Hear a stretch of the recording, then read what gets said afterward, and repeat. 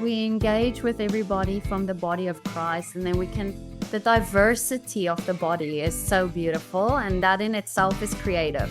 Yes. So if we can engage the body from that perspective, then we can learn from each other, and we can receive from each other and honor every part. And I became a drug addict for 25 years. And I went to jail a lot. I went to jail 8 different times. I was in and out of county jail a lot. And man, I was just so sad and mad and depressed and confused and everything that comes with addiction. You know, I was looking for love in all the wrong places, honestly, not knowing. I wish somebody would have told me, hey, love is living inside of you. The answers to all of your questions are actually on the inside. Yeah. You will rarely find what you're looking for on the outside. All of the answers are in here because of our connection and because of our union.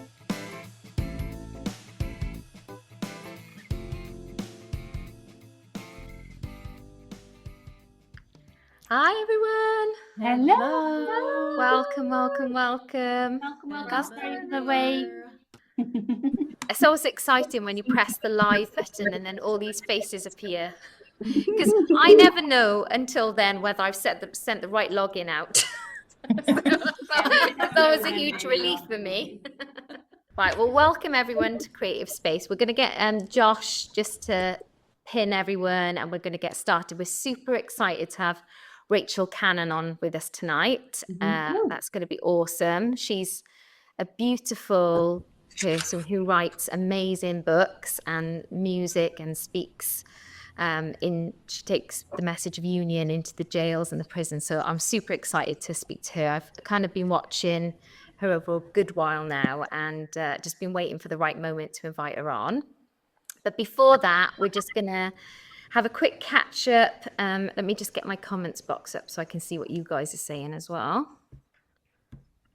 There we go. But we always love to have a catch up with everyone. So how is everyone doing? Is everyone well and enjoying the sun? It's sunshine in the UK, people. We live for this. We get it like 1 week a year. And we complain about it. We're enjoying it. We're enjoying it, Rob. Yeah, we are enjoying it. We are going to enjoy it. So tonight is really cool because we've got all of the hosts. Obviously, we didn't have you with us, Rachael. Did we last time? No, traveling back from the States last time, so missed you all. You had Josh Mills on, didn't you? We did. If you didn't catch that episode, he was amazing. I absolutely love Joshua Mills. He is, he's a realm person. We were talking about this earlier, weren't we, Rachael? That, you know, we've known in the charismatic movement so many people that have operated in the gifts and prophecy and all this stuff. And as amazing as all that was, and we loved it. Mm-hmm. I don't know, there's something that's so beyond that when people carry the realm of God and the presence of God. Absolutely. And that is such a precious thing that far goes beyond, you know, kind of being flashy with our giftings and things, although, you know, that's a part of it. We're definitely realm people. And so tonight it's going to be interesting because when Rachael speaks about the things that she writes about bliss, union, being ecstatic, and they're all beautiful qualities of the realm. So I'm getting excited about that. And we didn't have Tanya with us last time, and now here she is. Missed you guys. It's so good to be here this week. Love seeing all your beautiful faces again. Yeah. Oh, so lovely. Good. You've been on your travels as well, haven't you, Tanya? Where have you been? Yeah, I just came back from Sri Lanka, had a short little 9-day trip to Sri Lanka. It was lovely. Lovely spending time with the people and just connecting with the land and everything that they're doing there. It's such a deep heritage on that side. Beautiful. So it's truly, truly beautiful experience. Would love to go back soon. So yeah. Amazing. So you were with Kirby and Fiona. Yeah, Kirby and them had a conference. Okay. Mm-hmm. Yeah, Kirby and them had a conference with Dave and John Besterwich. very kingdom minded, was called Inheritance. So they spoke so many deep, good truths about the inheritance and how to walk out your inheritance right now. And with walking it out with your father, not waiting until it gets passed on. You know, so it was really a beautiful conference. Yeah. Lots of food. I was there. For a community that loves fasting, they eat a lot. Oh, that's it. I'm okay to go now. I thought they were vegetarians. So Yeah. Yeah, I was actually thinking about you, Rachel, you and Justin, because you guys love curries. Yes. So it was so good to have all their curries and taste all the good food. So when you walk into their houses, they're like, there's a table. Go and help yourself. And you just came from another house that just did the same thing. So beautiful, rich food, lovely experience. Amazing. Great community, that very hospitable. So if you guys want to go and visit Sri Lanka, you will not regret it. They're so welcoming there. Yeah, love to share the country with you as well. Yeah, they're a very awesome creative community, aren't they? And very pioneering. You know, they all doing so many different things. And I love the cross-pollination. Like we've had Kirby on here, and we'll have to get Fiona on at some point. Oh, you'd love it. But you know, we've had some of their guys from the States kind of help out with the cameras and help us with Joy Fest. And I love their hearts. They're super open, and they love kind of champion the streams and what's going on. And isn't that such a beautiful thing? Like I love that we're in that time where, you know, there's so many rich, beautiful experiences and so much teaching that you can kind of enjoy. And it's fun, isn't it, to help each other out at times as well. So that's what I love about Tanya. Tanya is involved in so many different communities and has her own as well. So she's a busy lady. Yeah, but it's what you're saying. I mean, cross-pollinating and networking with everybody. We're one body. We are. So if we engage with everybody from the body of Christ, and then the diversity of the body is so beautiful, and that in itself is creative. Yes. So if we can engage the body from that perspective, then we can learn from each other, and we can receive from each other and honor every part. Yeah, that's gorgeous. Yeah. And Elizabeth, what have you been up to since we last met?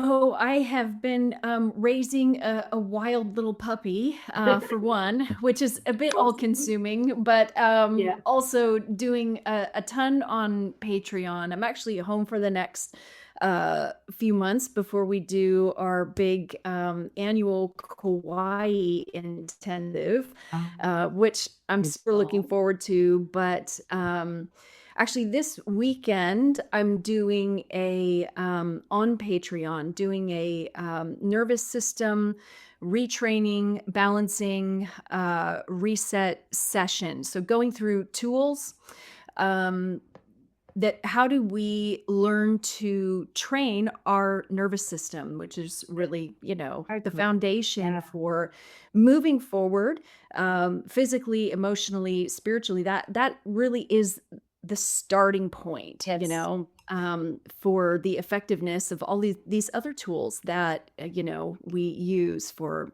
emotional wellness and stuff. So I'm excited about that. And that actually is available outside. If you're not in my Patreon community, I've made that session available in my Patreon store. So you can actually purchase access to that session.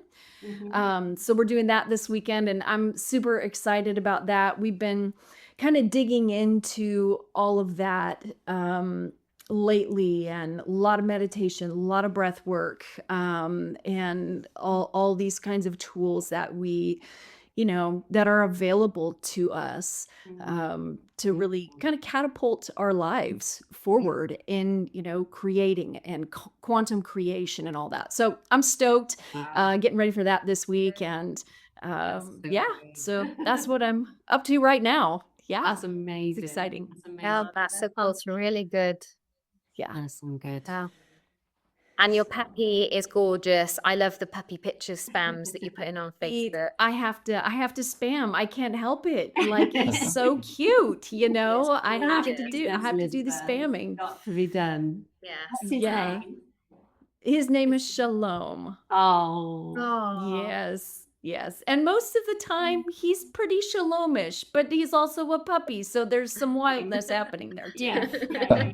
I like. We like to say that the teeth of Shin come out, you know. There's a Hebrew letter Shin in Shalom. So we have the teeth of Shin right now, Yeah. which is Within the a name. lot, but it's good.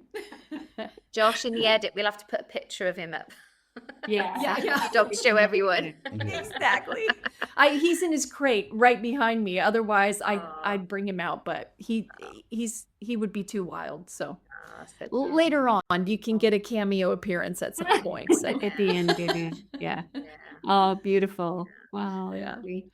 Yeah, that's so good. Well, welcome to anyone who, if this is your first time on Creative Space, I just want to kind of say before we kind of move through the meeting that we're just a bunch of Jesus lovers. We love kind of creating from that place of union, from our heart with him, for our inner life, from our hidden life in Christ. And we've been running this group Creative Space now for 5 years, is it? About 5 years, 5 or 6 5 years. Yeah. Long time. Basically, if we look back on the footage, we look a lot younger. That's how long we've been going.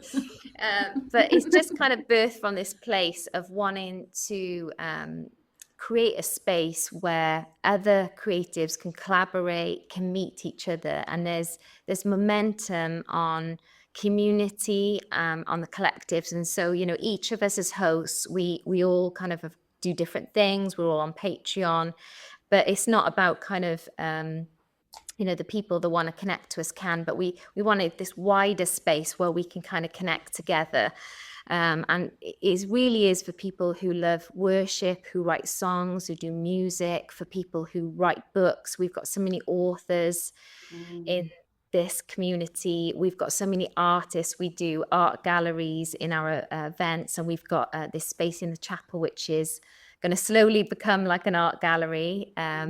Yes, With beautiful art that just is done from the place of enjoying Jesus and just from enjoying his life in us. I'm actually wearing some, this is from a lady in Australia, Rossa. She makes these beautiful clothes. So we've got so many people, and we've got futurists, people that are kind of engaging on an entrepreneurial style to really bring the glorious future, the gospel, that frequency of life that we need right now in this crazy world. So all of that creativity that comes from just each of our own hidden lives with him, how that is expressed, we've got this place where we can kind of share it together. So if you're new, say hi to everyone in the comments. If you're watching this back online, we love to hear from you.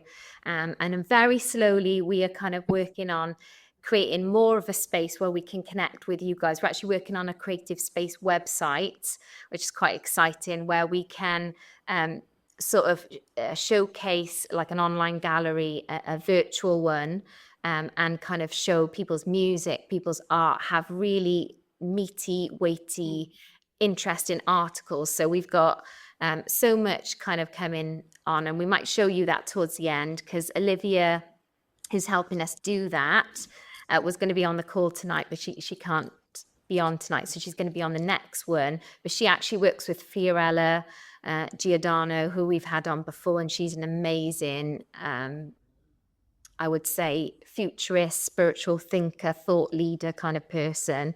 And she kind of works with her, and she's going to be helping us with the website and the magazine side. So that's going to be really exciting, because finally we'll have a place to kind of really connect people with what you guys are doing.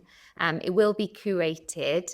But so if you're doing stuff, let us know, message me, put it in the group even now, because we really want to hear and see what people are doing, because there's so many hidden brilliant people. I know you guys are doing some awesome things, so keep in touch and let us know. But before we do that, what we like to do before we kind of move on in here, Rachel, is just kind of have a meditation, or sometimes Elizabeth does breath work. Sometimes I do what we call ascension worship, so an engagement. So that's what we're going to do now. And I'm going to ask, while I get set up, for Elizabeth to, maybe I've jumped in, put her on the spot, I didn't tell her. Just to pray. Sorry, Elizabeth, but you're a pro. You're fine. I'm up for it. What do you need? I just thought while I get set up, maybe you can just start praying and just set that up. But I'd just like to say, like, for me, every one of us, it's like Elizabeth was saying that she does the breath work, and I know Tanya does some amazing stuff about the body, and you know, Rob does crazy sound stuff as well with what's that bio thing you're using at the moment, Rob? Yeah, biofrequency I've been getting into and stuff like that. Yeah, biofeedback. But the common thread that we all have is we all love people to experience the reality of God. And the fact is that we are in union with God. So when we talk about ascension or engaging, we're talking about just tuning into the place that we already actually are, because we're all there already. It's just our minds, our bodies, our awareness just coming into that place. So we're just going to spend 5 or 10 minutes doing that. Bear with us, because we're doing some experimental things. This might go wrong. So we're just going to spend kind of 10 minutes doing that. Yeah, this is how we learn and we grow. So just find a space, get comfortable, and before we bring Rachel on, let's just really engage Yahweh. Let's engage his heart together. Let's come into that place of oneness. Well, we all actually are. It's just we're tuning our awareness in. So I'll pass it over to you, Elizabeth. We intentionally untether right now from time, and we bring our awareness into the reality of eternity. The realm of eternity, the realm of the heart of Yahweh. We untether from this 3D world, and we open up our hearts to the awareness of greater reality. The reality of realms within realms within realms, eternally, infinite. Your heart, your light, Yahweh, all of the colors of you, your holiness. We breathe the air of Zion today. Right now, we come into the awareness of that as we breathe. We breathe in the air of eternity, the air of Zion. And we sit in the rhythm of the heartbeat of Yahweh.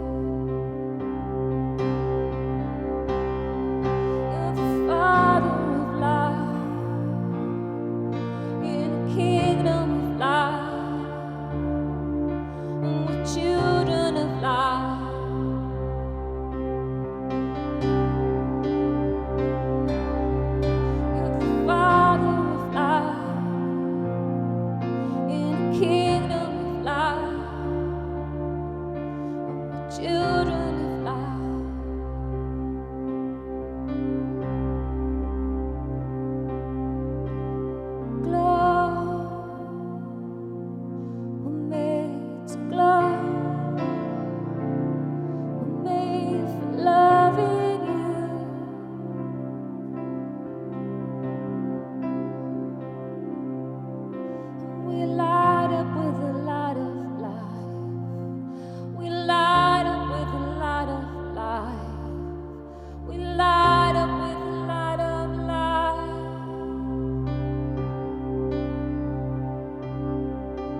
We light up with the light of your life.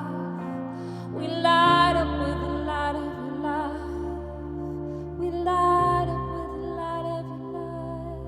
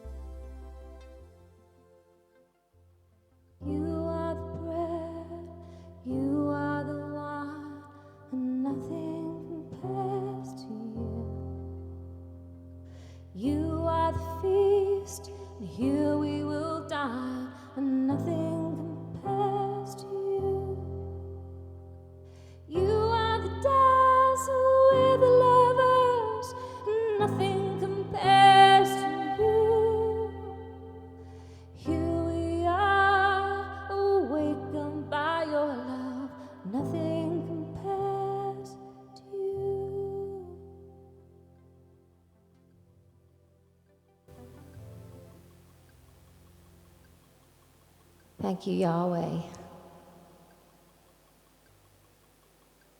Lord, as we just gaze on you right now, on your beauty, Lord, and we just are looking forward to engaging who you are in a deeper way together as we just listen to Rachel now. We get to know Rachel. And as she brings her thoughts and her life and the frequency of who she is in you, Lord, I just thank you for everyone right now. Lord, I thank you that we are in the frequency of life, the frequency of your life, the vibrancy, the beauty. Lord, I thank you that we're in that place of union.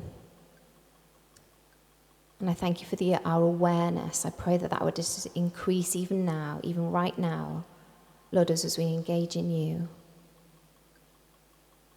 Thank you, Yahweh. I'll just hand it over to you, Elizabeth, while I get set up again. Hey, everybody. This is the editing version of Janine. Josh is actually going to work on this now, but I realised that we didn't talk about the track that Rob actually did for me to do the music over, because usually Rob does our meditation session and he creates the music. So this time we thought we'd be a bit experimental and try something different, but I forgot in all the excitement of creative space to kind of get Rob to talk about it. So over to you, Rob. Yes. No problem. Yeah, take two. Creative space, take two. Yeah, so usually we try, well, due to limitations of Zoom, it's really hard still at the moment to collaborate together live and do something spontaneous, which would probably be the ideal scenario, wouldn't it? So in this case, Denise said to me, do you want to create a piece of music a couple of days before and then I can play over it spontaneously? I thought, yeah, that's fine. And those things come quite easy to me. As I've said before, I can sit here all day and come up with melody after melody. So it was just a case of when I wanted to sit down and grab that tune or that melody for this occasion. So that happened. I put it together really quickly in Logic, only used a few tracks, and what you heard was just the result of that, really. So yeah, nothing complicated, just simply tapping into that endless, boundless supply that's flying around as a creative and just making use of it, really. Yeah, it was fun because you obviously only gave it to me on the day. Yeah. And, it's interesting because it's just so easy just to just sit and that's the expression I use, which just means engaging, enjoying. It's just a term for that feeling, and then just being free to sing out of my spirit, really. So and that could become a track. It might maybe something that we work on in the future, but it was just fun to try something new and show you guys that it's cool to be experimental.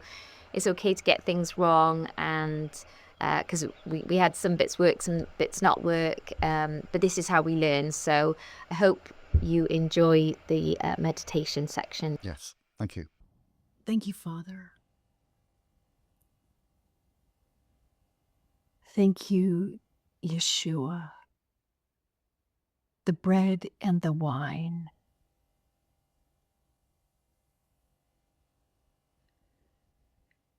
To settle into that reality, the reality of the realm of the bread and the wine.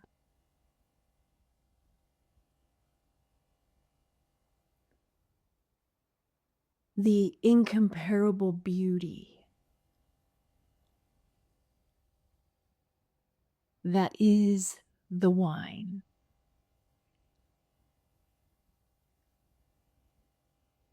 The eternal realms within the wine, in the bread.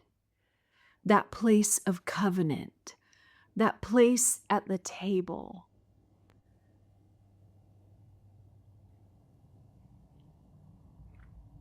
We find ourselves seated in the place of abundance. at the table of the Lord with the eternal bread and wine. Awesome. Thank you, Elizabeth. Mm. For me, it's like if I feel it in my body, if I feel it, it's easy to bring back to remembrance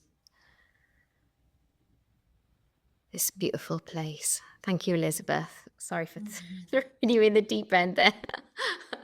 I actually don't know what happened because I had to log in and out, but I can feel it. I can feel the realm, and that's such a beautiful thing. So we're going to transition now, guys, and invite our beautiful guest, Rachael Cannon, on to join us. There she is. Welcome. Hey, Rachael. Welcome, welcome, welcome. Hello, everybody. Yeah, you're here at last. It's so good to be here. It's so good to be with y'all. Oh, it's so funny because always when the last creative space ends, I'm always kind of holding my heart who to kind of have on the next one. And it was really interesting because actually on the day of creative space, when we had Joshua Mills on last time, you popped into my heart and you'd actually be thinking about us, hadn't you, that morning? Yeah. So I love that when you kind of message somebody and it's like, you know, it was already in your heart and your mind. And so I'm super excited to kind of have you on because you are an author, you're kind of making music, you teach, and you're also doing amazing things where you go into jails and prisons and sort of bringing, you know, the broken people, the people that,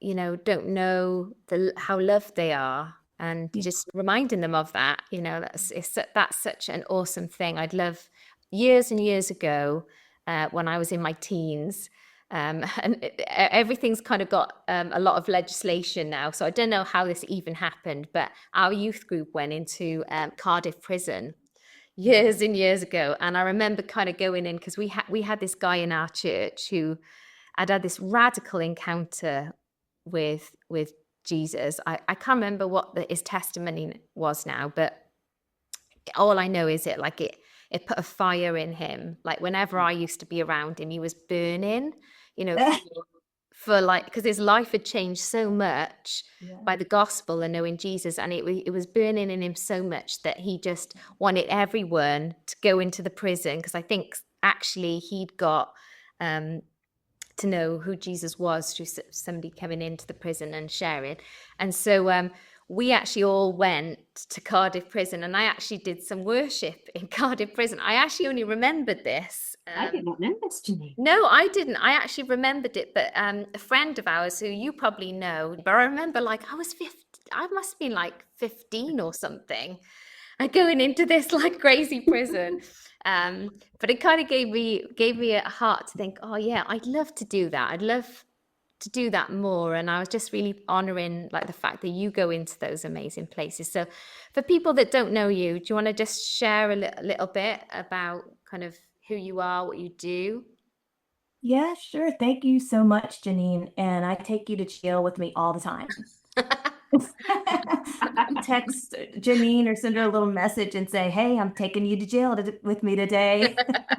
And I'm taking her music in because it just, there's something that's so different about it, you know, and a lot of the ladies in jail, they're listening to mainstream Christianity, the music there, but the frequency, the union message coming off of your music, I have witnessed it personally myself, and it's like instantly the ladies are deeply affected. Wow. Like deeply affected. And I've got like 3 of my favorites that I take in of yours are Union and Father, Son, and Holy Spirit. And then Radiant. Radiate. Radiant, yeah. Radiant, because at the last part of Radiant, there's like this little line and it says, I'm in you, you're in me. And it's so beautiful, man. The you could just feel what it's doing inside the jails. And so I just love that. Thank you so much. Oh, That's so cool. Every now and again, I think Tanya was mentioning this at the beginning of the call. As creatives, we don't know when we release something, it has a life of its own, it has a power, and it has the breath of Yahweh on it. As we were just engaging that tangible realm of his heart now, it does something, it forms something on the inside of us, of a remembrance of who he is. And you hear that, don't you, when you sort of make music, or you write, or you teach. You can hear that frequency, and it's an interesting thing. And I know for you love writing books. I've got one of your books here, which is I've underlined it quite a lot. I've really enjoyed, I haven't got all the way through it, but I've really enjoyed kind of using it a bit like a devotional, actually, and just kind of dipping in and out of it, because it's one of these books that you can not, you don't have to read it in order, do you? You can kind of That's right. flip in and out. Yeah. And the way that you write this book is the way that I write songs. It's a very intimate language that you use. And how have you kind of come to this deep intimacy that you write with in this book? So this one is called the Agape Trilogy. Because this is book 1. So you've written 3 of them. Look how big it is, guys. I'm working on the second one right now. I've got the Agape Trilogy Part 2, or Book 2, in the works, and that one is going to be called the Bliss of Breathing from Your Soul. Wow. And it's like, I love the bliss. I grew up in church. I was basically born on the front row of Baptist church. So it was really strict and a lot of loving people at the same time, And then somewhere along the way, I just kind of got caught up in growing up, and I ended up experimenting with a lot of drugs and alcohol, and I became a drug addict for 25 years. Wow. And I went to jail a lot. I went to jail 8 different times. I was in and out of county jail a lot.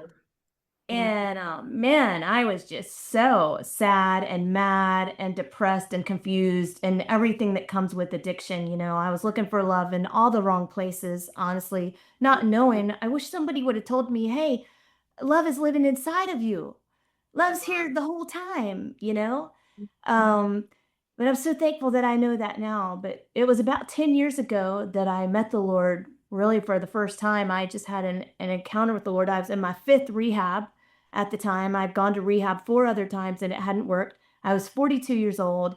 And I was in like a ministry home, faith-based ministry home, and they were doing worship in the mornings. And so we would just like spread these little blankets out on the floor and we would do the soaking. Remember soaking? We would do soaking. And so we were soaking it up, baby. And there were only like 5 or 6 ladies in the house. We had an amazing house mom who ran the ministry, and she just believed in love. She really believed in the power of love. And so, but she believed in encountering love firsthand. God, And I'll never forget, I had just this beautiful picture, like a flash picture. And in one moment, I felt God, and he was holding me like I was a little baby. And I looked up and I could see his eyes like as a father, and the love radiating out of his face towards me. It did something to me. And then he leaned down and he kissed me on the forehead, and he kissed me on the nose, and he kissed me right on the lips. And he said, you don't kiss other people's babies on the lips. You're mine. Oh, wow. And boy, it was like instant connection. It was instant belonging. It was instant connectivity. And I never really looked back after that. I just continued to kind of see what this love was all about and see how it was unraveling everything that I believed about myself that wasn't necessarily true along the way. Do you know what I mean? Yeah. Yeah. And so that was 10 years ago. And then shortly after that, I had an opportunity to start going into the prisons here in Florida and in the jails. And I just love it so much. I've learned a lot along the way. About 4 or 5 years ago, maybe about 5 years ago, I discovered Justin. And man, I was like, this guy is amazing. I wanted to listen to everything that he talked about. I wanted to read everything that he wrote. And I was like, this is so it. I just love it so much. But I felt myself expanding, you know?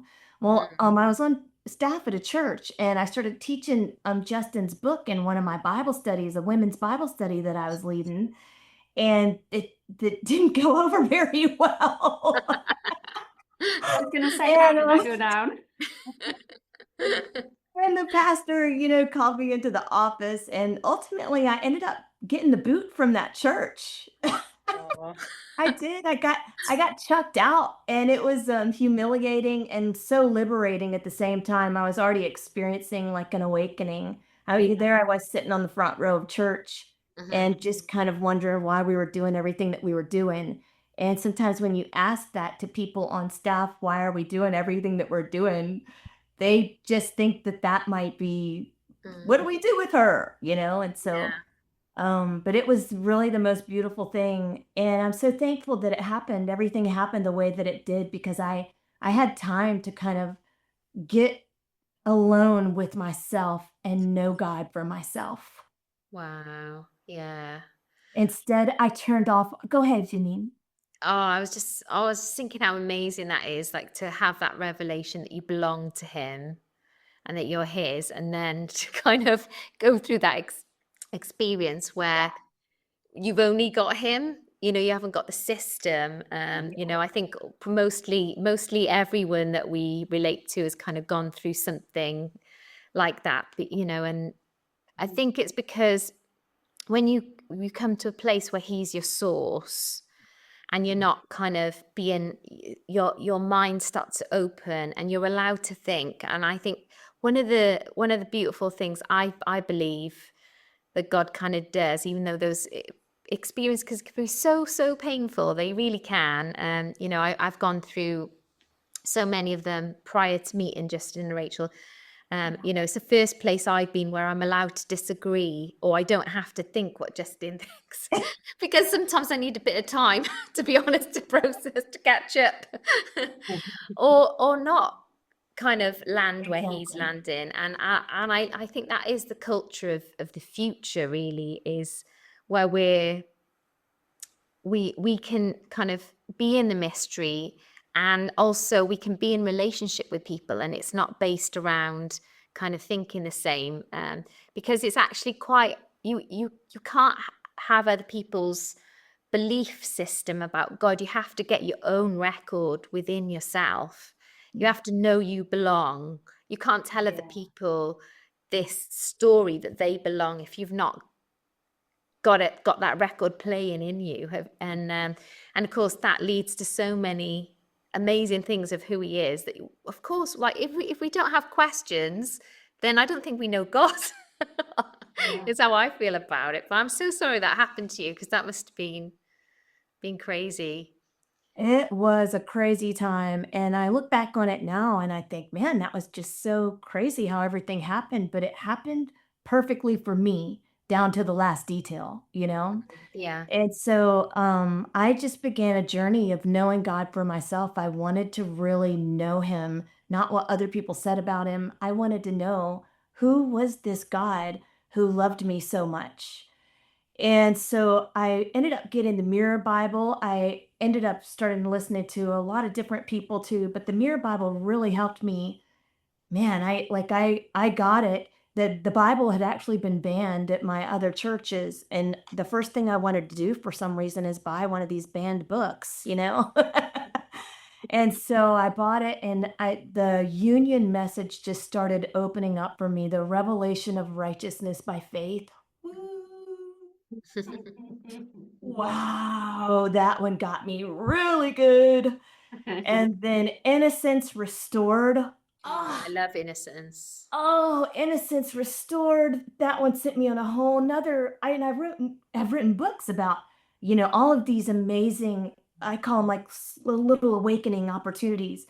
And then Likeness Redeemed. And then, oh man, just the unconditional love.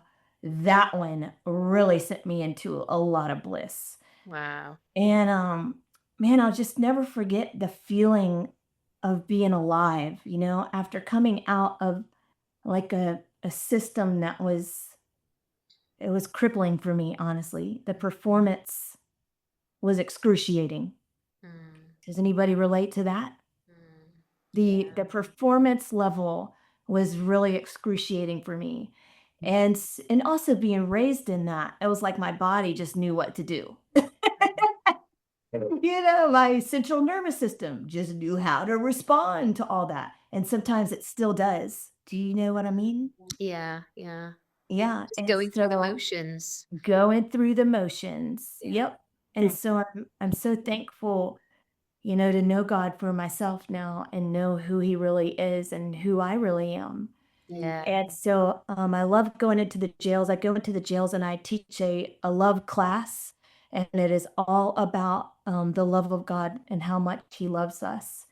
And I love writing. I've realized though that the mystics really speak my language.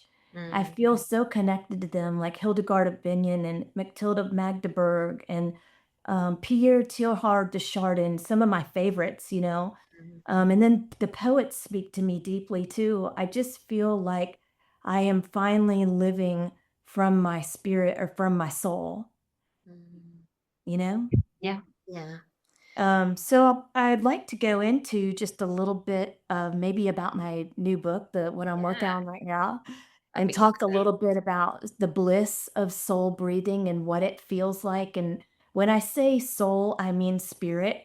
To me, so I had a picture. This is probably maybe about 4 or 5 days ago. I was sitting out on the beach, listening to some groovy music, and just listening to the waves too. And what I realized sitting on the beach and listening to this music was I could hear my soul laughing. I could hear the laughter deep, deep down in my spirit. For me, I call my spirit my soul, my soul is my spirit to me. So the terms don't concern me that much. What I'm speaking about is the depth of Christ living in me. Some of the mystics call it a living flame of love. Yes. All right? Or they call it this, the flowing fire of the Godhead. Come on. Whoa.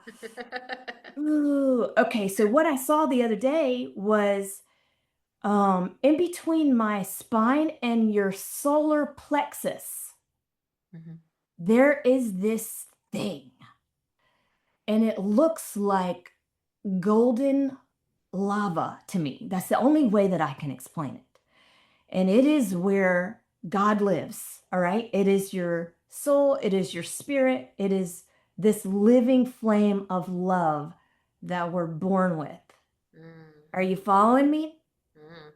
Okay, so, oh man, here we go. Come on. St. John of the Cross says, this living, oh flame of love so living, the deepest caverns of my soul grow bright. Oh, help me. Help me. But this is it, this is what we're living from. Some people call it our original identity, our OI, our original intelligence, our original insight. And to me, it's the center of our being, right? And I call it it's not golden lava to me. I call it golden lova, which is like our golden inheritance, because there's so much to it, and it's right here, It's right here living alive inside of us. But it definitely is so amazing. Okay, everybody take a minute right now. Close your eyes and picture it. All right? Picture it. Picture it. Can you see what it looks like? Can you feel what it is emanating and radiating? That's awesome. Somebody said to me, it's like a sunflower. That is so cool, man. This is it. It's like this golden, it's Christ in us, but it looks like a lot of different things. And then it also has a sound. Some people say that it sounds like music. Remember that movie City of Angels? And like one of the very last scenes when all the angels are on the beach, and Nicolas Cage says to this guy, he says, "Can you hear it? Mm. Can you hear it? Can you feel it?" It might look like colors or waves or sounds. Mm. It's our original identity. It's spirit. You could think of it like 1 Corinthians 15:45. This is the life-giving, the life-radiating spirit alive inside of us. Okay? And so once you begin to see that, then we can understand that this is connected and is from source. Like Janine was saying, the source of our life, Christ in us. This is the source. And the source is unconditional love. So that's what I feel like this golden sunflower lava is sourced in love. And honestly, it only responds to divine love. Mm. It only yes, limitless love. It only responds to love. All right. And so what happened was that first time that I felt God kiss me on the forehead, kiss me on the nose, kiss me on the lips, and said, "You're mine." That was the very first time I felt like my soul actually took a breath. Mm. And some people call it expansion, some people call it increasing capacity. But my soul actually took a breath for the first time. And to be honest with you, it felt freaking amazing. But there were feelings with it, right? Mm-hmm. And the feelings feel like bliss, like our most truest state. It is natural euphoria. Remember, I used to be a drug addict. I know what chemically induced euphoria is. This is not that. Mm. This is way better. It is the purest state of bliss, and it all comes from unconditional love and knowing the depth of our triune connection. Okay, and then you can even take it out another little bit, because not only are we connected to our triune family through this, but then we see that the triune family is the source of our connection to other people. Mm. And so we can look at each other and say, "I see your golden lava. I see your golden lava. I see your golden, I see it. I see it. I see your true original person. I see you." All right? The breath, the breathing from your soul feels like your most natural and most connected to state of being. It actually feels amazing, and it's supposed to. All right? Another thing that happens is when you begin to breathe from your soul, your body and your mind begin to connect themselves to each other and to your spirit. Mm. I grew up in a system that constantly said, "Your body's bad, ignore it." You know, Yeah. your body's bad, ignore it. Ignore it. They called it the flesh. So I was very disconnected from my body. Mm. And so I'll just give you a side note about myself too. I know when to ask for help. And about 6 months ago, I started experiencing a lot of pain. I felt like the pain was coming from my spirit and it was coming from my body. And I said, "I need help." And so I found a really great somatic therapist. Mm. And she helped me connect my spirit back to my body and my mind. And Mm. man, it's amazing. Mm. It's like this is the Trinity. It really is body, soul, and spirit, right? Or body, mind, and spirit. And I'm learning as I go, y'all. I'm not perfect at my terminology, and I want to stay that way because I'm me. Yeah. That's You good. know, That's okay. I want to stay myself. The terms don't have to be perfect for me. I grew up in a system that only looked at terms and wording and performance, and they never saw the golden lava. You know what I'm saying? They never saw your true essence. They never saw your true being. The same thing happened with Jesus Christ. He came into a system that knew what they were already talking about, that, and they couldn't understand who he really was. Yeah. Okay, so you have any questions? I love what you're saying because I can totally relate to being disconnected from your body and the flesh. In fact, I've kind of, I bump into things. I'm a not very spatially aware person. It's something that I was like, me and Justin were actually talking about this today, funnily enough, because I was saying what I love about what God is unfolding now about like the meditation, because I've always been able to transcend and have that feeling of expansiveness and go beyond my body. But what I haven't been able to do is feel my body. And I think like meditation and these different things can kind of help you be connected and whole. There's like this, and I totally love what you're saying about the ecstatics. Like for me, I'm an ecstatic person. Like I love bliss. I love that, and I want to talk about that more because I feel like not everyone kind of gets the whole ecstatic thing, because we're used to in church, and it's okay if that's your natural state and you're not an emotional, because it's not emotions, the ecstatic realm that you can feel in God. It's kind of allowing yourself to enjoy him and that not being kind of contained. And that's what I think, when you're saying like, I just need to be myself, I need to work this out. For me, creative space and what Justin and Rachel do as well, Company Burning Hearts, is that we are that. We're you don't have to agree with us. You don't, you have to go away and think about how does what Rachel says, how does what Elizabeth says, how does what Janine says kind of fit in what Yahweh is kind of telling me. But I think we have to be adventurous. We can't stay where we've always been, and we have to work it out. We have to work out what the language is. But it's not about knowledge anymore. That's the thing. Like we've all been to the places where we've all believed the same thing. We've got the doctrines all set up, but it didn't satisfy us, because only he can satisfy us.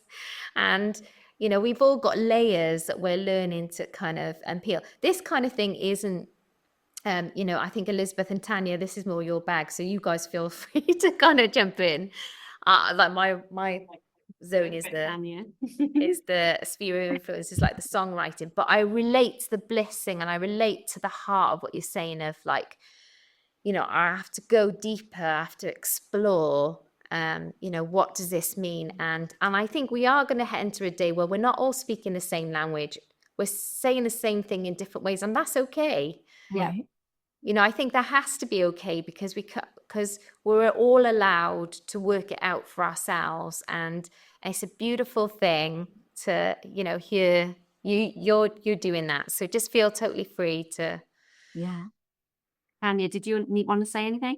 Yeah. Yeah, I think it's really important what we're speaking about right now, because I said this in the beginning of the year, and Rachel, you just said it. So often the church has said, or the structures have said, the systems have said that the flesh is like, it's evil, if you will, right? The sin of the flesh. However, Christ came for the body. Yeah. Right. And I think for so many years, we have disconnected ourselves from the body.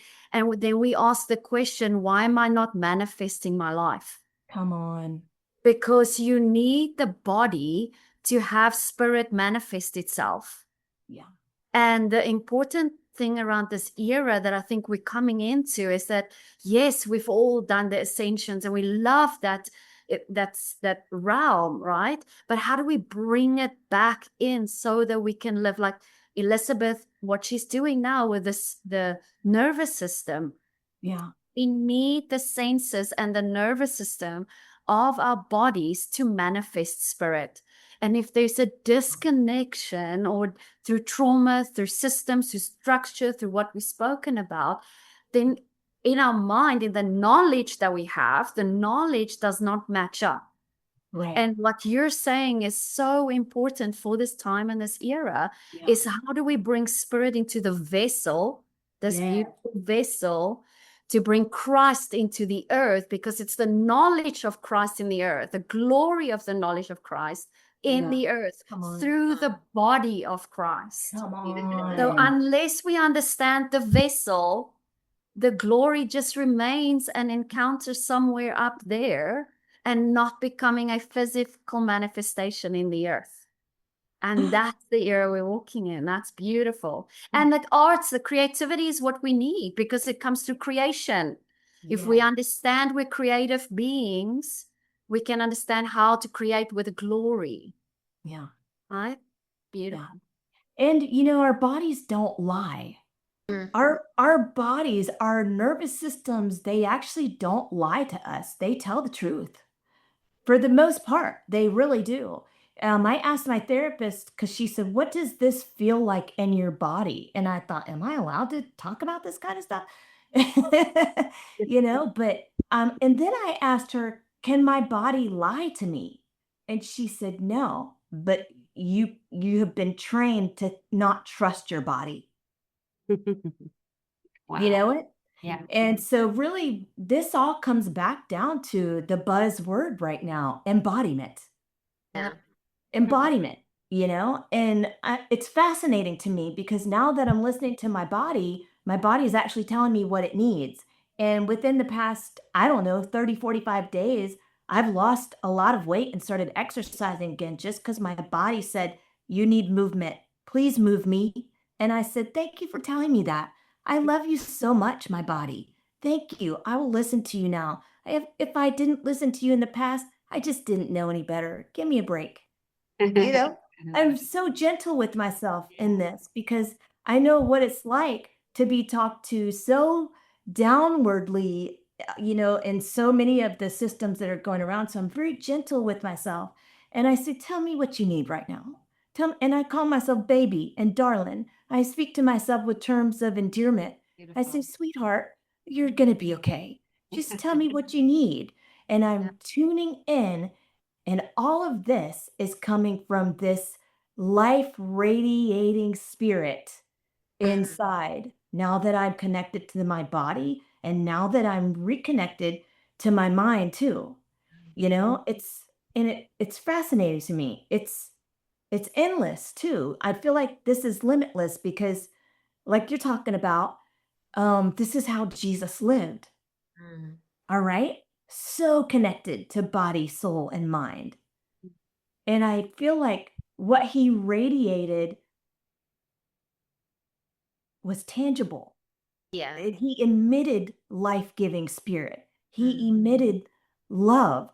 And I feel like part of it is because he enjoyed it. All right. So, the title of the Agape Trilogy, Book 1, is called The Enjoyment of Being So Loved. There you go. There you go. Thank you, Judy. And it's like, for maybe, I don't know, a year and a half, 2 years, I would just, every morning when I woke up, I would just say, "I am so freaking loved right now. This love is everything. I feel it. I feel it. It's everything. It is life to me. It is the love that I am feeling from our Father, from Christ, and from Holy Spirit. It's undoing me. It's unraveling me." And my soul was saying, "Yes, I can breathe again. Now you're really beginning to live more and more, But I realized that love is the only thing that awakens our spirit. It is unconditional love. It's the only thing.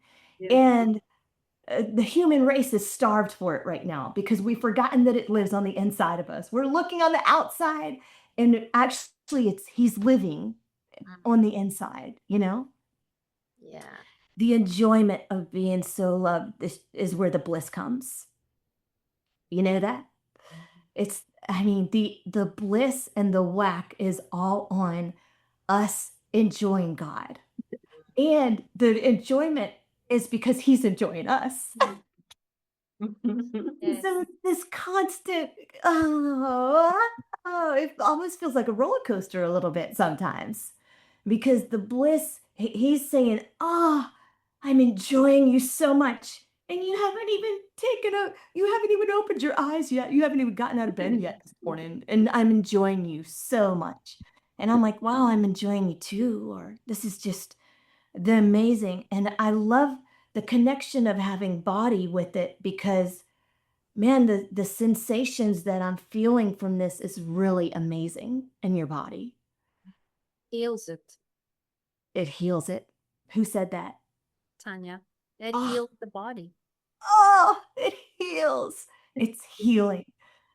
And healing is a whole nother level of intelligence, Come on. Yeah. you know? I realized that when I started therapy, I began to heal and my soul became nourished again. And then I began to see bigger things than I had ever seen before. Everything that was real small started going out like this. And what I saw was the intelligence of love. Honestly, I saw love as the logos, Jesus Christ, the logos, the intelligence of love, the sum total of all the logic of God. Jesus is the sum total of the logic of love, right? And I just thought, man, this is so freaking cool how we're all connected to this, and he's living alive inside of every one of us. So I'm sitting on the beach 2 days ago with one of my friends, and she is, she's the one that says, when I see Christians coming, I run the other way, Rachel. She's like, I just can't handle the judgment. And she said, I don't even believe in Jesus. I just can't handle the resurrection. I don't believe in it. And I walked up to my house and I was making a sandwich and I said, wow, God, she didn't even believe in you. And and the Lord said to me, yeah, but she believes in you and you're me to her. And I thought, wow, that's really interesting. And it shows me the power of what love can do. One day she might open up. Do you see what I'm saying? Yeah. But I thought, wow, what if we are him to everybody else? Yeah. Christ And on face. Yeah. yeah. That's yours. And then I started wondering, what if we are supposed to believe in each other as much as we believe in God? Mm-hmm. That's good. I'm That is like, so good. man, so the bliss comes really just from enjoying our union and enjoying our capacity for love, man. Love is, if we could only see it, love is really everything.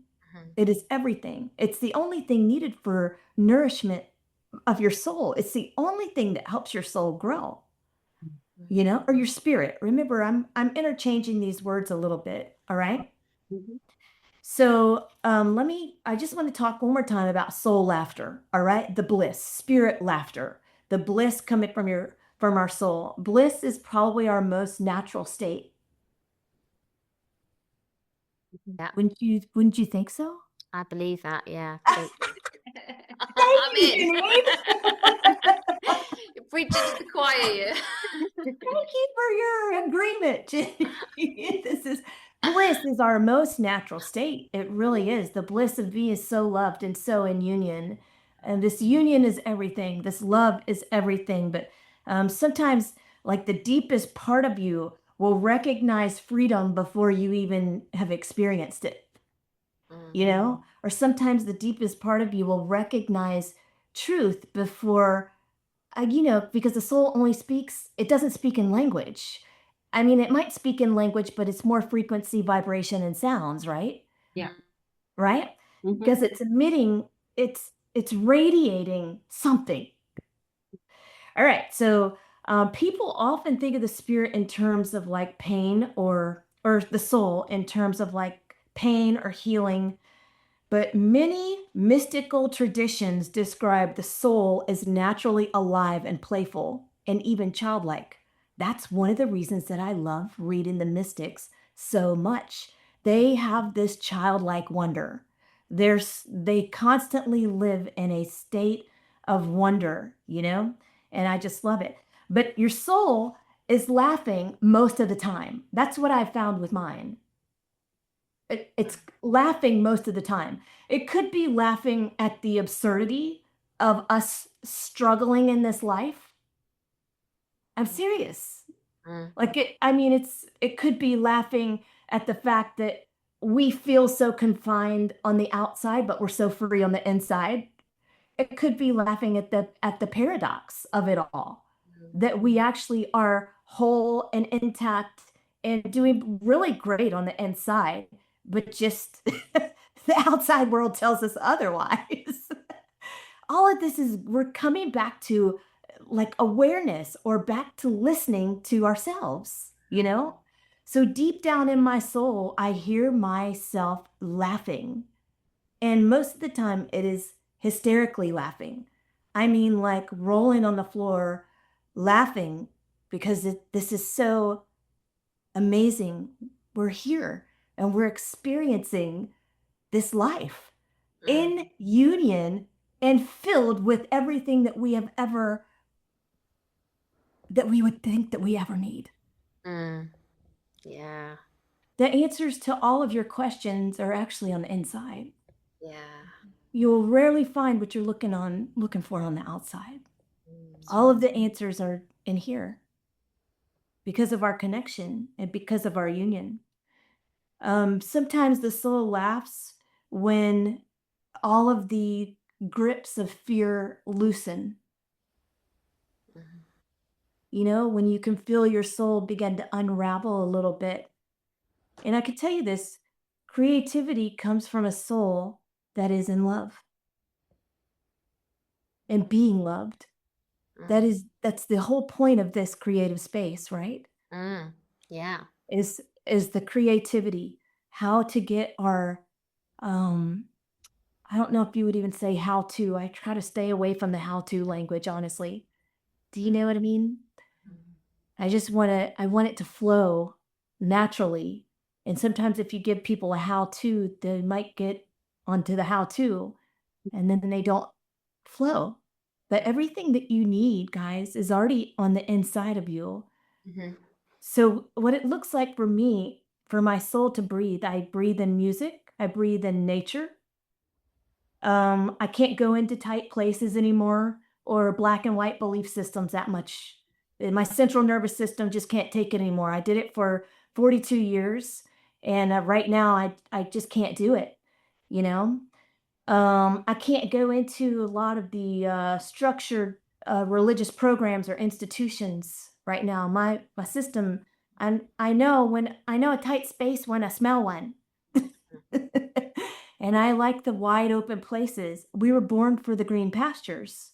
Yeah. You know, all of this is very foundational biblically too. And I could give you all the Bible verses if you want, but I really just love talking like this too sometimes, you know. And my girls in jail, they don't know the Bible that much. They don't know what penal substitutionary atonement theory is. Neither do I. But they do know what love is. Come on. Yeah. They know what love is. And so I go in and I teach them what love is because most of them only know what love isn't. That's right. That's good. Yep.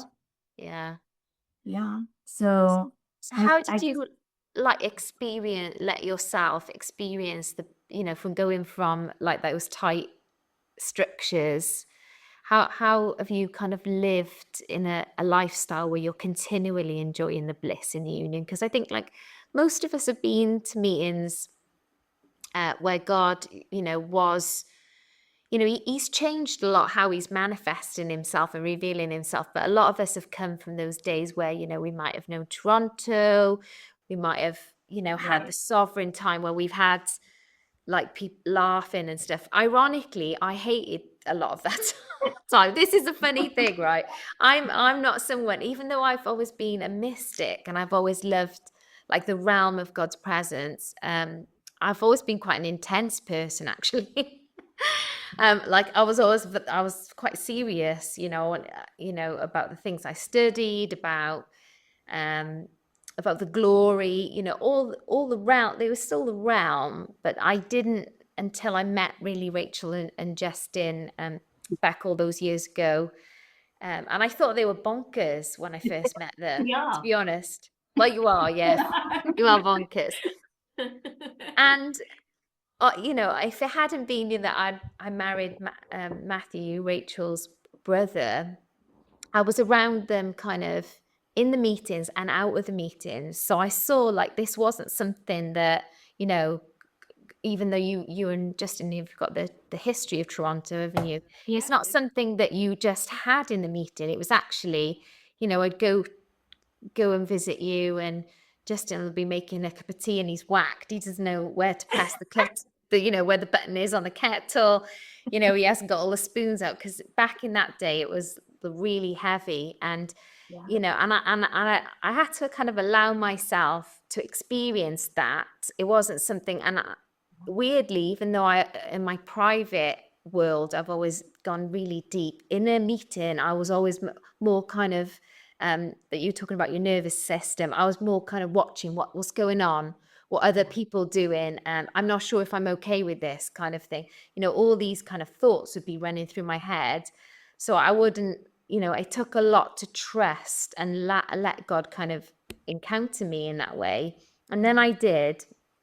But I kind of come to this place, and yeah, I know that you know what I'm talking about, and I know Justin and Rachel do, where, you know, it goes beyond that, and we yes, we might have experienced God years and years ago in a meeting, but he's not coming with the holy laughter now. He's not coming with that kind of joy. So how can we kind of, how do you let yourself kind of live in this ecstatic bliss and enjoy, like on a daily basis, sort of beyond the meetings? What does that look like, and how have you got to the place where you can, because I know for me, I had to give myself permission. It was okay to enjoy life. Yes. Yeah, that's a great question, and I love it so much. And I'll tell you my secret. Well, it's not a secret. Anybody could do it. Here it is. Do something that you love. Come on. Follow your heart. Do something that you love to do and enjoy it. Even if it's eating an ice cream cone all by yourself, Mm-hmm. do something that you love to do and just watch the bliss grow. You know, I was part of like a Morning Star kind of movement. That's probably why they kicked me out. But there was a lot of whack on it. Like we would laugh and roll around on the floor, but sometimes we didn't even know what we were laughing at, y'all. You know what I'm saying? Like it would be the glory in a way, or maybe it wasn't. I don't really know what it was, but we were laughing a lot. But nobody's lives were changing.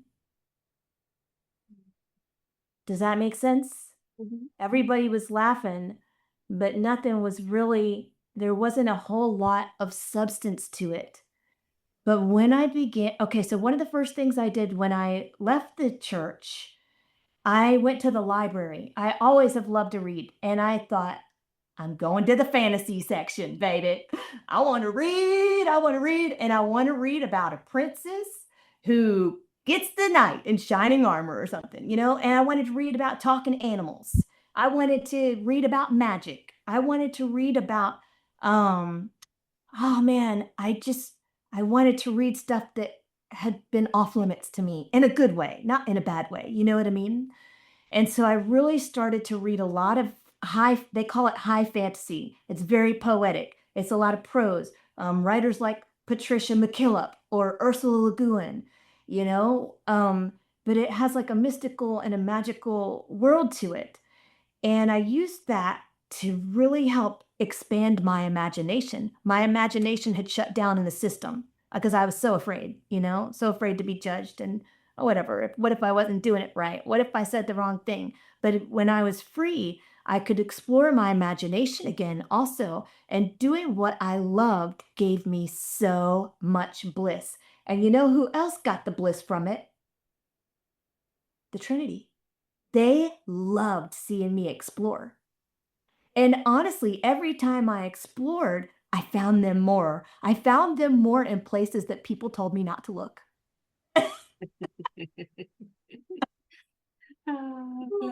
That's so cool. And so how did you like begin writing book? Have you always written? And because you're not only writing books, you're creating music as well. So is this just like an ongoing thing that's coming out of living in that place? Absolutely. I worked on my dissertation. I had to write a dissertation for my PhD, which was very academic, but I did Yes, it we should have all said on. your doctor. I Yes. forgot that part, sorry. You're our first doctor we've had on Creative Space, so. Wow. Well, thank you very much. I'm so glad to be with y'all. But yeah, so I worked on my dissertation. I did it all on the woman at the well. And she's called Fotini, the enlightened one. Hello. Isn't that what we all are? I mean, but her story wrecked me. And I found so many contradictions to the system that I was in within her story. Does that make sense? So she helped me awaken. Okay. She's one of my friends. I love Fotini. I sat with her at the well. I met her one day, and it was, I sat at the well for 2 years while I did my dissertation. And I broke down John chapter 4. I went verse by verse. I wanted to know the history, the culture, the people. I wanted to know everything about this woman that I could find out. And I found out more from her by meeting her than I ever did from the research. Do you know what I mean? Yeah. And so, but what she told me, she said, don't be flimsy, Rachel. Don't be flimsy. And she said, everybody has all these podcasts. They have books. She said, you have a Bible. And then she said, but all it takes is the look in his eyes. All it is the look. And the love emanating from him is what changes people. It's all about the love, And then I felt like her story was so personal because at the end of, their conversation, he looks at her and she's, still kind of like, yeah, well, we'll figure all this out one day when the Messiah comes. And he's like, I'm the one you're looking for. I'm him. I'm the one. And I think when he says that, it was a personal detail because I think she went to the well looking for something. And she was looking for the one who would save her soul. And he saved it. That's another reason that my awakening happened because I remember I called my pastor and as I was researching and I said, how did Jesus Christ offer salvation to this woman at the well? And he hadn't even died yet. He hadn't even been crucified. And my pastor actually said to me, because he's the lamb that was slain before the foundations of the world. And that messed me up in the best way. Yeah. Amazing. It was so epic, man. Yeah. And honestly, while I'm writing these books, after I got kicked out of church, I thought I'll never write again. I didn't have my Christianese, my language was changing, and I just thought I could never write a book again, not a theology book anyway. And so I began to journal my experience, what I was experiencing, even when it came down to like deep places and deep internal wounds. All right. So getting kicked out of the church, it reopened a rejection wound that I had, you know? And one night I was just laying in bed and I was crying and I heard the Lord and he said, Rachel, if they don't want you, I do. And I always have, and I always will. And it healed like a domino effect. The healing, you know what I'm talking about, Tanya. The domino effect of healing went all the way backward and then forward all throughout my life. And I thought, wow, that was really amazing. This healing offers a brand new intelligence. Do you see what I'm saying? Because then you don't live out of your pain anymore. You're only living out of the love that you feel. And the love that you feel is real. It is so unbelievably real. It is everything, you know? But so after I thought I'll never write again, I began to journal my experiences coming out of the whole religious thing and my intimacy with the Lord. And one day I just got up and I heard the Lord and he said, let's do it. And I said, well, what are we going to do? He said, let's write. Go ahead and start writing. And I took my journal entries and I ended up writing the book called The Year I Learned to Fly. And it is all about the Lord speaking to me. All of my books are experiential, but I kind of write in a way that makes them open to everybody. I love that. I love how readable the book is, and I love that you quote Shakespeare, you quote mystics, and you quote our friends, Lorna from Scotland, like people that we know. Lorna and Graham. Graham, yeah.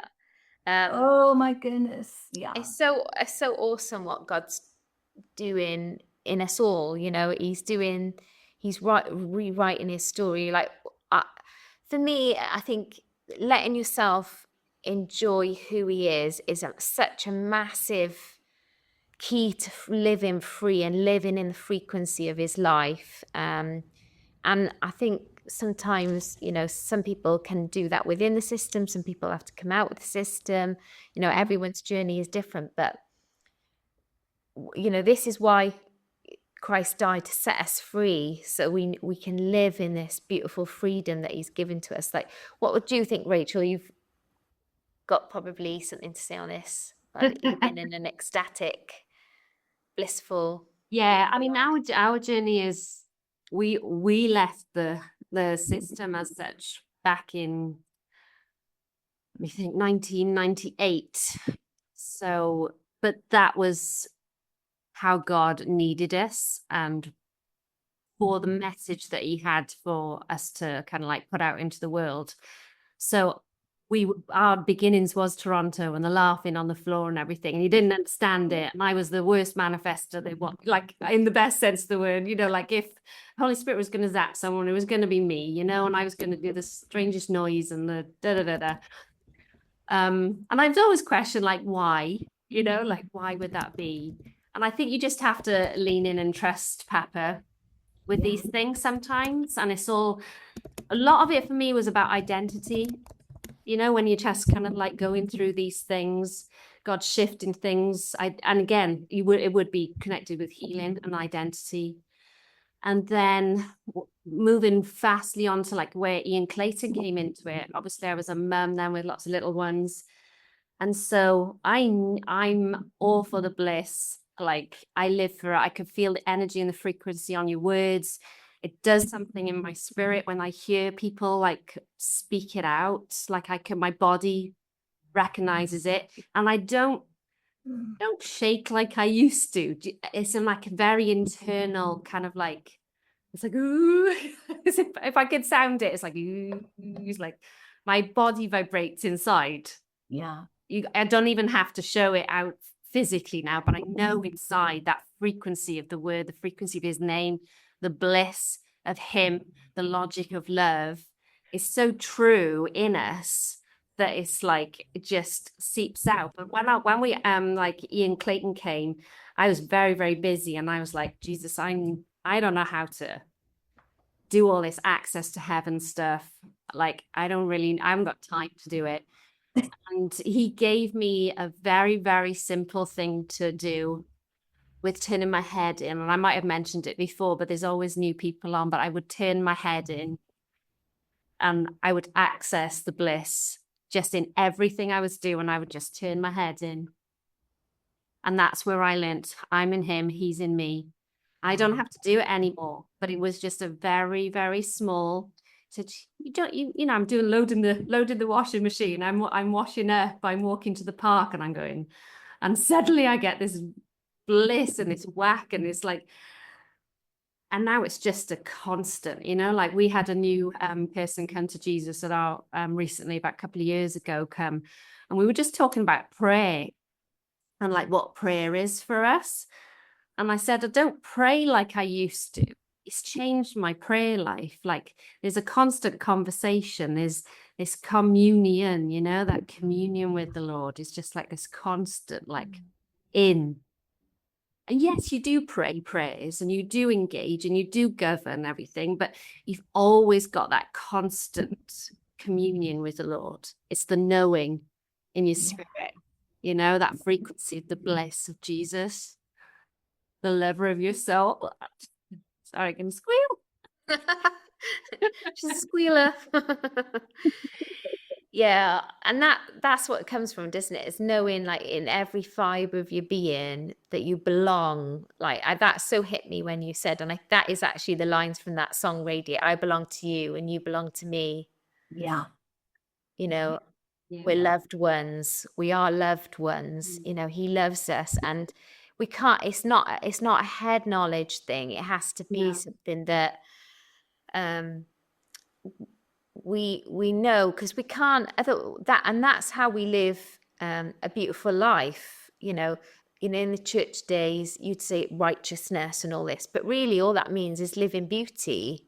Wow. In a sense, is, you know, don't live in lower things that are unrighteous. And that sounds so heavy, but if we think of it as just living, you know, in love, living in peace, living in his beauty, it becomes a lot more simpler. And I love the fact that the language is kind of changing around that. And I do feel like God's gonna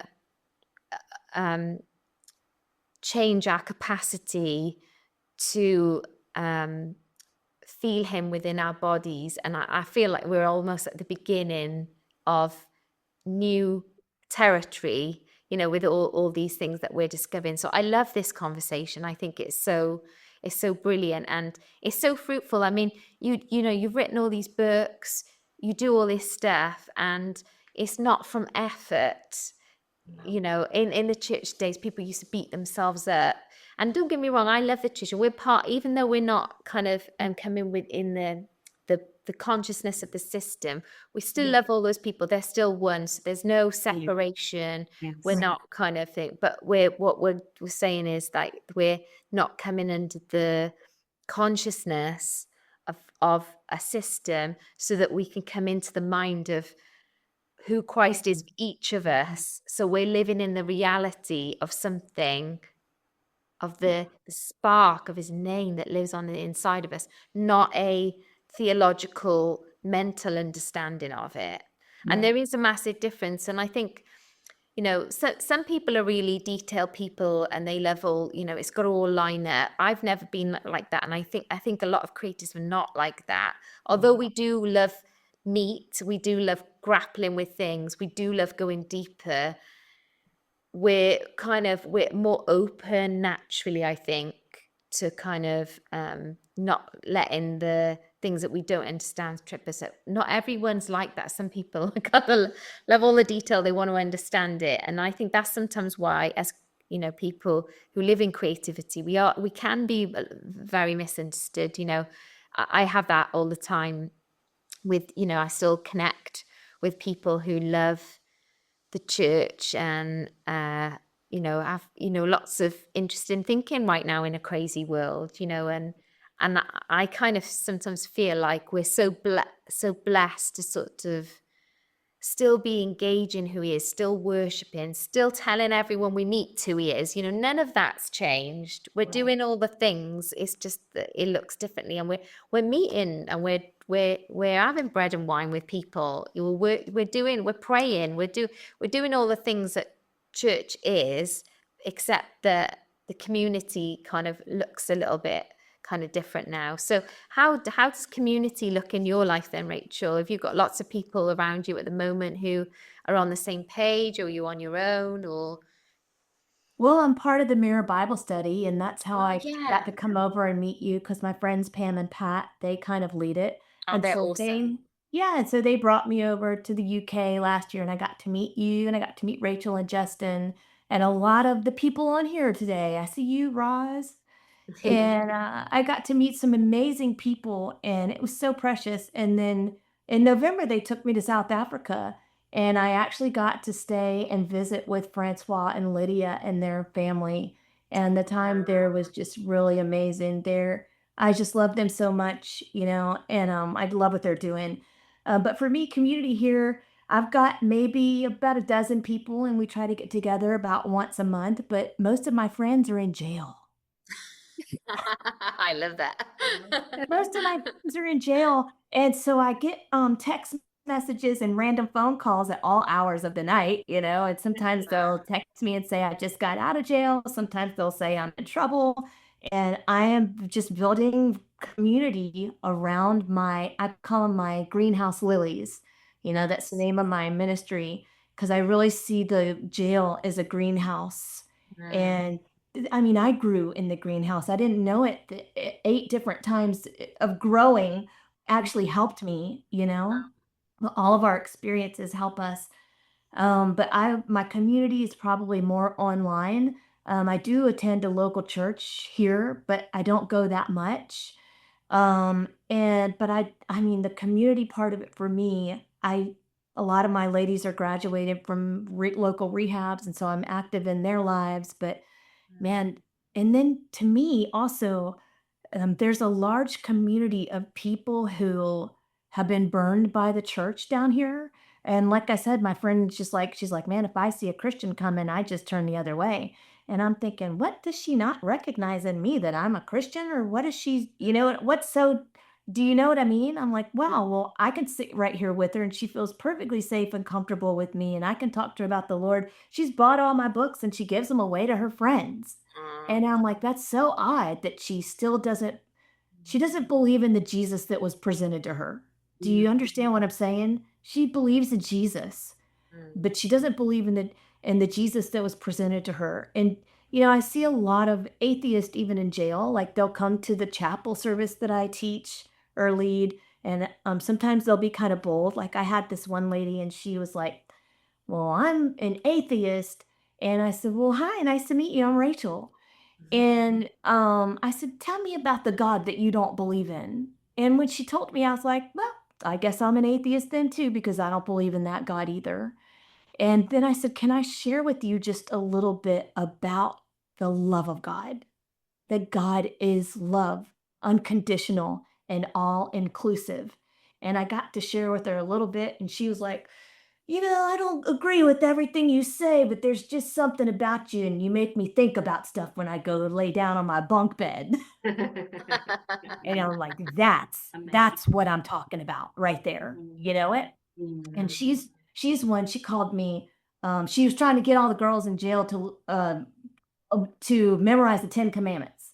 She said, I'm trying to tell everybody in here just to memorize the 10 Commandments. And I said, no, don't memorize the 10 Commandments. I said, it's too late for that anyway. You're in jail. You must have broke one of them.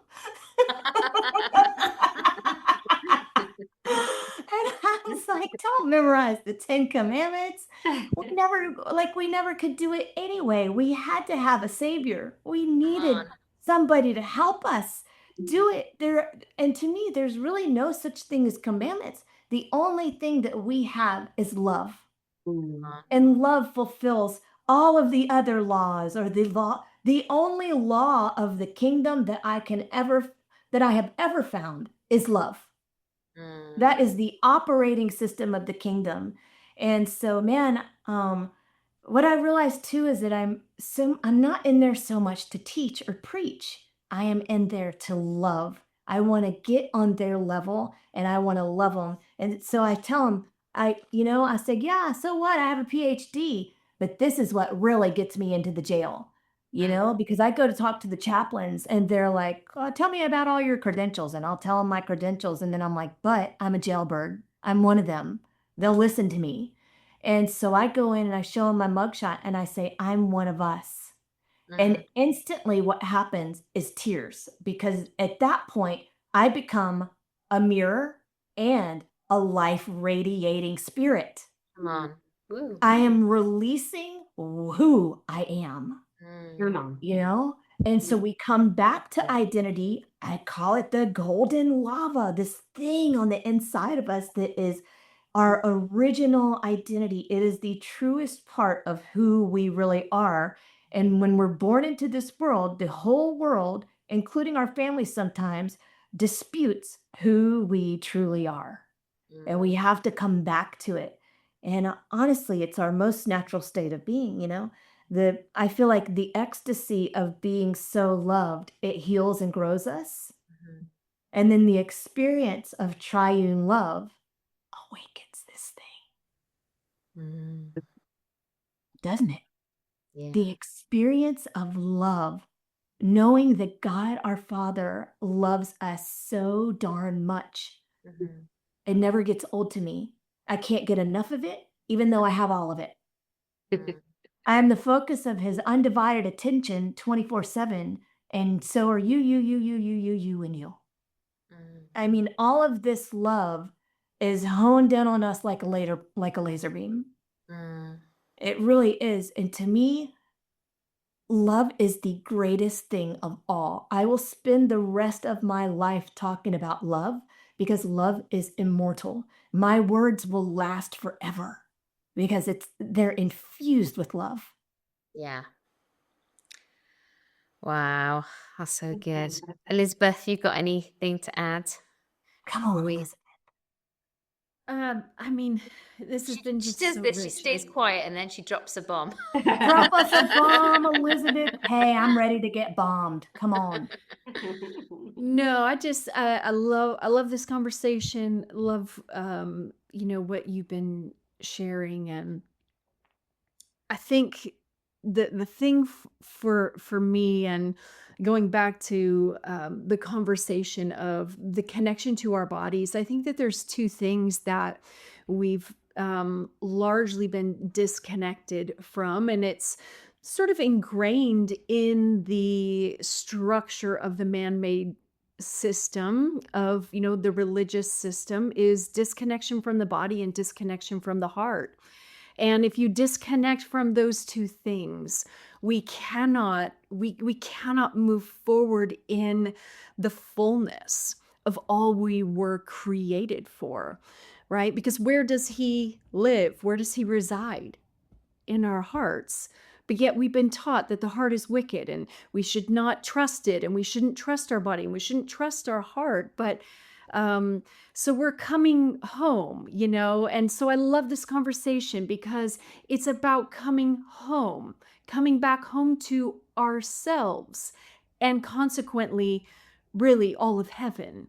Because we are the containers, right? He's here, and we want to connect with all of heaven. Well, eternity was put in our hearts, so we're coming back home. And so that's really all. I just kind of want to just lend my agreement, because this is huge. I think this is one of the single most powerful things we can do with our lives, is to return home to our hearts and return home to our bodies and the fullness of who we are. We talk about wanting to walk in the fullness, and like Tanya said, manifest our lives, create our lives. We have been empowered to do that. That is the heart of heaven for us, that we would live as empowered people in this earth, right? But in order to do that, we have to return home to the fullness of who we've been created to be, so that we can walk in the fullness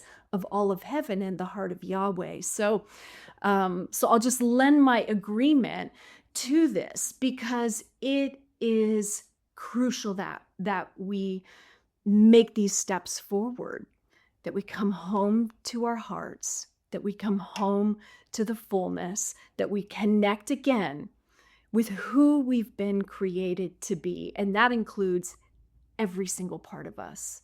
Yeah. So I love the conversation, love your heart, Rachel, and all that you're doing. Just beautiful, powerful, and yeah, absolutely brilliant. So Awesome. Rob, if you got anything to add? Roberto? No, nothing to add from me. I can't follow that, to be honest. So. Oh, you can. No, I'm just going to. Rob. No, I'm good. That was great. Thank you. No worries. Wow, that's so awesome. What I'd love to do, Rachel, is just ask you to just pray for us all on the call, just like before we go. I do want to show everyone the website, but I kind of feel like I want to also, while we're together, engage what has been opening up, because I totally agree with Elizabeth that living from our heart is the hugest, most authentic thing that we can, if we kind of tune into that every day, I feel like it'll transform us, and just allowing our heart to love other people. You know, I totally understand what you're saying about how, you know, people see Christ on our faces. I don't know which saint it was, but you know, he's Christ on the mouth of everyone who speaks of me, Christ in the eyes of everyone who looks at me, Christ in the eyes of every face that looks towards me. I'm probably butchering it, but you get the sentiment. And I think that is the place that we're in right now, that we are, you know, in the church days, they would talk about like Peter's shadow, you know, would heal people. And I think that we have to so embody who like the Lord really is to us, like the beautiful, and be whole in that and enjoy him, and let that be so part of our being that it does. St. Patrick, thank you. Thank you, Rachel.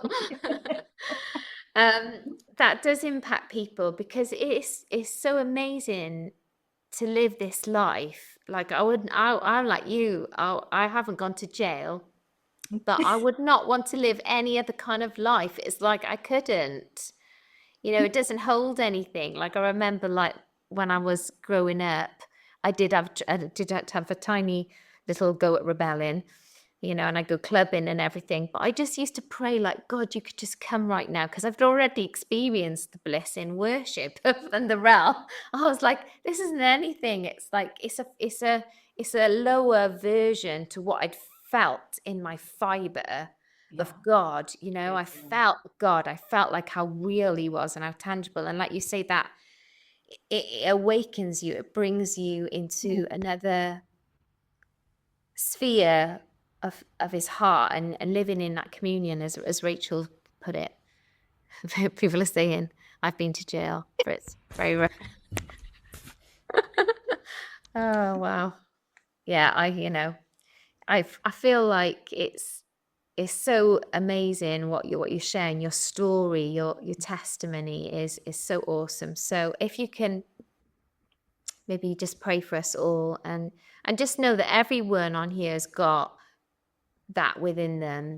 We all have Yahweh within us. Like there isn't any celebrities anymore. That's the other thing that's gone, is that, you know, we all can live in the fullness, and that there's no limitations, and actually just enjoying life will lead to beautiful things.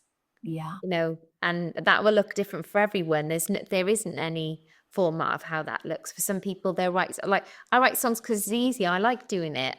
I make music because that's what brings me joy and bliss. It doesn't mean everyone has to. I'm going to sell a course now, and you all have to do it. No, you have to find the thing that you're meant to do. So I love that. So thank you, Rachel, for coming on. It's been wonderful. Thank you so much. Thank y'all so much for letting me share.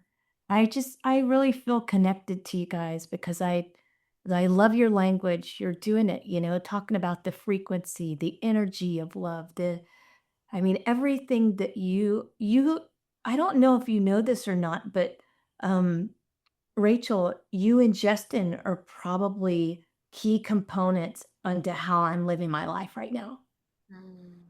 You know it? And you too, Janine, your music, man, you guys have got it. You got it. There's honestly nothing left to get.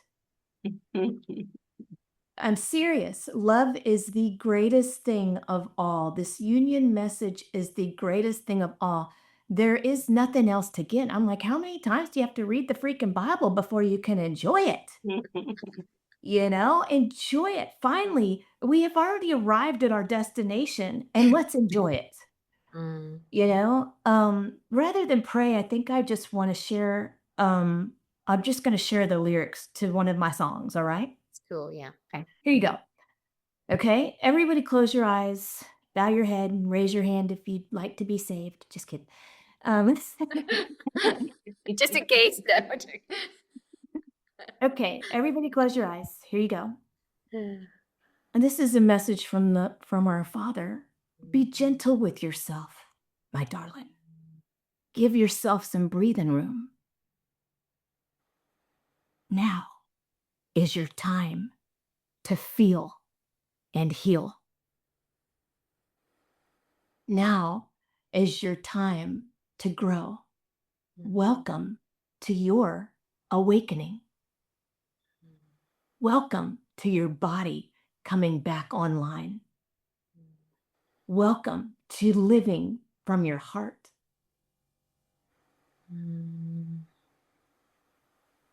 Be gentle with yourself. Love yourself, darling. Love all the places and all the deepest things that you are ever ashamed of.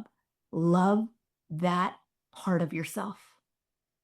Love all the crazy, quirky little adaptations that you learned along the way. Love yourself, because deep within the adaptations are gifts. Every single part of you is lovable. Love yourself first, the way that God loves us. Be gentle with yourself. Give yourself a term of endearment.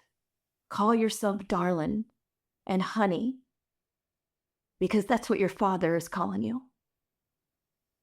Soak it up and soak it up. You know, if there is a hamster wheel going through your mind right now, just let all the words fall off of it. And the only hamster running around says this one thing: wow, I am so freaking loved. Wow, I am so loved. Wow, I am so loved. And begin to live from it. Because that's your truth. That is the whole truth and nothing but the truth. And let your body feel loved. Love your body, every part of it. All the little flaps and flabs and whatever. Love it all. Love yourself. All the quirks, the things people have pointed out to you in a negative way. Think about it right now and say, I love that about myself. I'm beautiful. I'm wanted. I'm adored. I'm chosen. And I am so darn loved. I am beautiful because I'm me. Give yourself some breathing room. And then go do something that you love. Love is what awakens us to this romance. It is only love. And this love is ancient. It has stood the test of time. There is nothing that compares to it.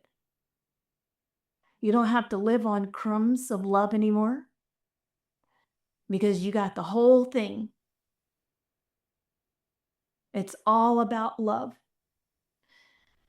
And that's it. To me, the whole message of the Bible is, it all comes back to love. Love yourself. When you begin to really love yourself and see our union and the deepness, the depth of our connection to each other and to Trinity, wow, dude, something happens. When you love yourself, you can love other people like that. Because all of a sudden, if you love your own flaws and you love your own self, and you're like, that's so great about me, then guess what? Other people's little quirks and all their stuff become lovable too. Be gentle with yourself, my darling. Give yourself some breathing room. And I'll tell you something else. You're doing so beautifully. You're making it. Look. And you're not just surviving. You are alive. You are so alive. Look at you breathing, and you're not even trying right now. Look at you. Look at all your beautiful faces. This is the ecstasy of life. This is the joy of living. the joy of connection. And look at you. Look at how amazing you are. Have you seen yourself lately? Look at how beautiful you are. And let the, how I called it the golden lava, let it spread out. Let it spread out let your soul breathe.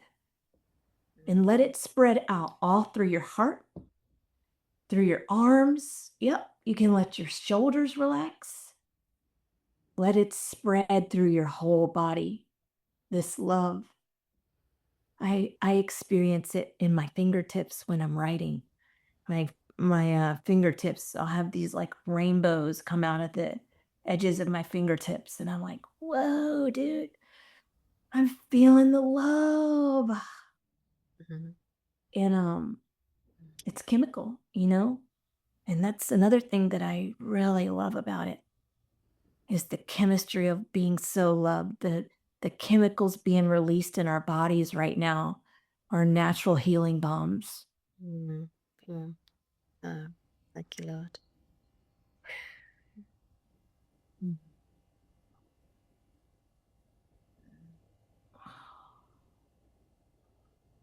Mm.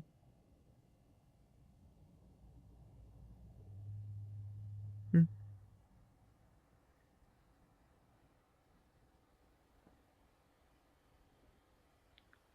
Wow. Doesn't that feel really great? Mm. Yeah. The feelings, man, the feelings are off the chain. Mm. Yeah. Wow. Wow. Yeah. Thank you so much. That was awesome. Thank y'all. Thank you so much. Yeah. And I think Rob put all your details, I think, in the chat of how to connect with you. Sounds good. And we will, if you're watching this on the replay, then on the description of the video, we'll kind of put that if you would like to connect with Rachel. But what a treat to have you on. And like Rachel said, your words carry so much weight, they vibrate. All that, Well, I feel the same frequency of about truth. y'all. I know, this is it. It's mutual love, isn't it? It really is. Going round Yeah. and Going round and round. Oh, Yeah. So thank you, Fantastic. Rachel. And I just want to say to all you guys watching, one of the reasons that we love bringing guests on, like Rachel, I don't know, some of you may have met her before, some of you may not, is because it's so great, isn't it, to hear people's stories and to hear the unfolding of God in their lives. And we started Creative Space 5 years ago. And I thought it was going to be a bunch of worship people. It's been so interesting how, God has brought all these artists and poets. And so many people have resonated with finding a space where, they don't feel alone. Because I think, we're at a time where, although new things are coming and things are evolving, not everything is here yet. So like I think I saw a few people in the comments kind of say, a bit like you, Rachel, that their community's Zoom stuff, it's online. So it's one of the reasons that I really, every year I ask the Lord, should I continue with this, or is it done? And this year he said to continue, and I kind of chat with these guys and see how they're going. But I felt like a shift. I felt like that it kind of it's outgrown my page, because I've always been reticent to kind of start a creative space, Instagram, a website and stuff, because it's more admin, guys, to be honest. So like, I just about managed to post and send the emails out from my own website. So it's more been an administration thing. But the Lord said to me, no, it's time now to kind of have a space where we can put all this beautiful stuff together, all this music, all this art, all this clothing, and the interesting things that people are grappling with. about a year or so ago, maybe even longer, me and Tanya have been talking about this, and I've been talking to this with other people as well about writing some articles, just to kind of almost kind of share in a way, alongside all the creativity, how the new thinking, like the expansion in our thinking, but actually putting it in a way that, you know, people can read. And it's been really interesting. I don't know if you guys see, like, Substack is a huge thing. Well, like before that, I kind of saw that was really coming, and it's something that's actually happening where people are, you know, sitting down and really formulating their thoughts on interesting things and kind of putting them out there. So that's probably going to be part of what we do. So I don't know if, Josh, you can just show the website that Olivia is working on. So Olivia works with Fiorella, and she's going to do this. And the idea is that we have a website that is not, at the moment, Creative Space is sat on my website. So I can't really show much of what Elizabeth's doing or Tanya, or, you know, is just a lot, you know, another headache to do. But we're having our own website where we can do an online gallery. Oh, it's coming on the screen behind me. How's that happening? So this is where we've got so far. So it's going to just be a space where you guys can see when the meetings are happening. You can also see what Rob's doing on his Patreon, Elizabeth, Tanya, what Company Burning Hearts are doing, and that we can actually bring other voices in. We can do more cross-pollination. And what we'd love to do is then link it to things that you guys are doing as well. So that's the exciting bit. So it's going to take us a bit to sort of outwork this, but we've made a start.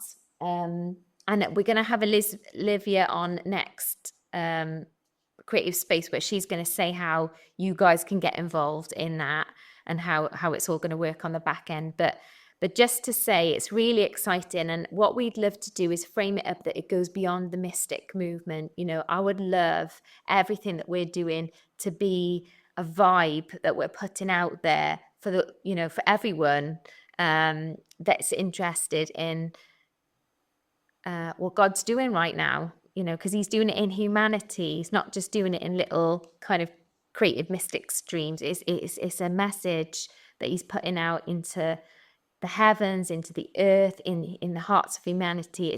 It's a sound that people are meant to sort of resonate with. And as Rachel put it, that is like him in us, releasing that sound. So I don't know quite how it's going to all outwork, but I'm really interested in curating stuff, and Tanya's going to help me with the art. Olivia's going to help me. I haven't pinned Elizabeth down yet, but I will.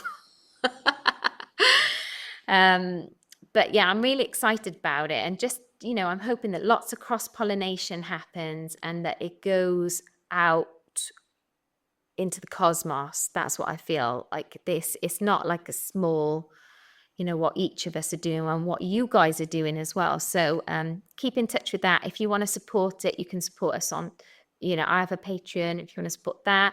Obviously Elizabeth does, Rob, but we're doing it anyway. This is what we're doing. And it's quite exciting because I feel like it's like we're actually evolving and growing and emerging. Like for me, the word at the moment is almost like being in a time of emergent. And I know Fiorella talks about emergent time, and I feel that's where Creative Space is at the moment. So watch this space and keep connected and be a part of it. Do any of you guys want to say anything before we land it and say goodbye to everyone? I know it's been a longer one than normal, but it's been worth it. All good. Been good, yeah. Amazing. Can't wait for the website and for everyone to get involved. Yeah. I'm excited because it's a place where for many voices, like I've often wanted that, but I've wondered how to do it. So yeah. I feel like the Lord's really given me the blueprint, and it's going to probably take a year to unpack and unfold, but we're kind of on this train. Mm-hmm. It's bound for glory. This train's bound for glory. So thank you, Rachel. You guys can unmute and all say goodbye. Thank you for being here, guys. We love you so much, each one of you. It would not be fun without you guys. Absolutely. We love you. Thank you so much. Thanks for Thank joining you. us. Shalom. Shalom. Wonderful session. Amazing. Thanks for the group. Bye.